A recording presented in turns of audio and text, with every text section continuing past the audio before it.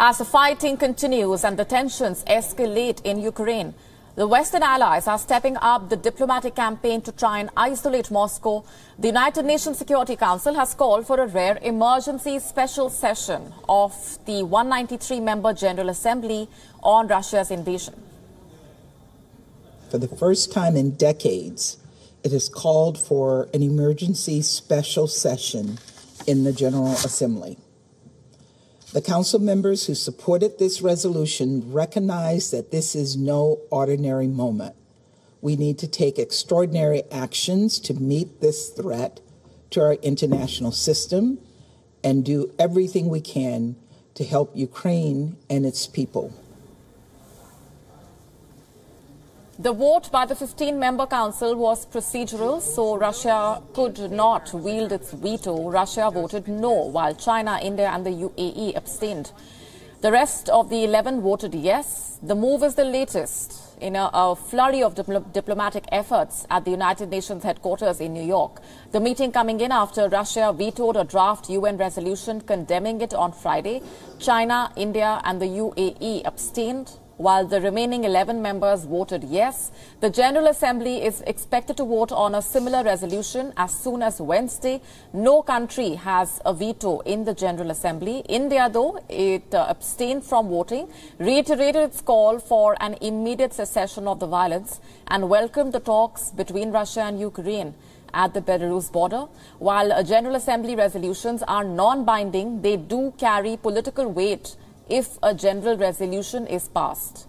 It will send a clear signal to Russia that it is isolated with no support for its invasion of Ukraine. The vote will be coming at the end of the emergency special session. It will only be the 11th such General Assembly session to be convened since 1950. The Security Council is also set to meet again for a briefing on the humanitarian needs of the civilians in Ukraine. It will be the 5th meeting of the Council on Ukraine in the past week. Russia would be in a position to block the move if it chooses, as it has veto powers along with the US, France, Britain and China. Back in 2014, over 100 countries had voted in favor of a General Assembly resolution. After Russia annexed the Crimean Peninsula, that resolution declared a referendum on the status of Crimea to be invalid.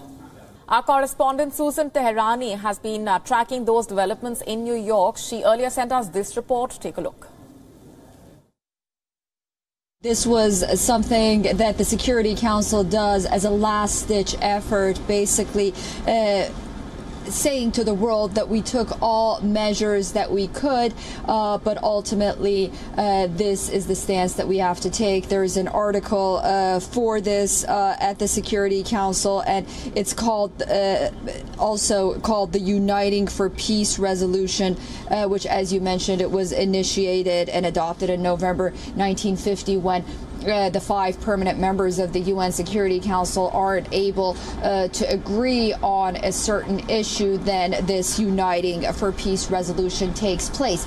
Russia wasn't able to veto this resolution, but it was able to not agree on it and vote against it. Ultimately, what happens is it got the votes that it needed. It needed 9 votes. It got 11 votes. And what this means is now it goes to the United Nations General Assembly in an emergency session. And a lot of people are asking, what can the GA essentially do? And what the GA can do is, first of all, perhaps collectively condemn Russia. That's a step. But the GA, as far as it can go, it can provide recommendations for member states to take appropriate action against Russia.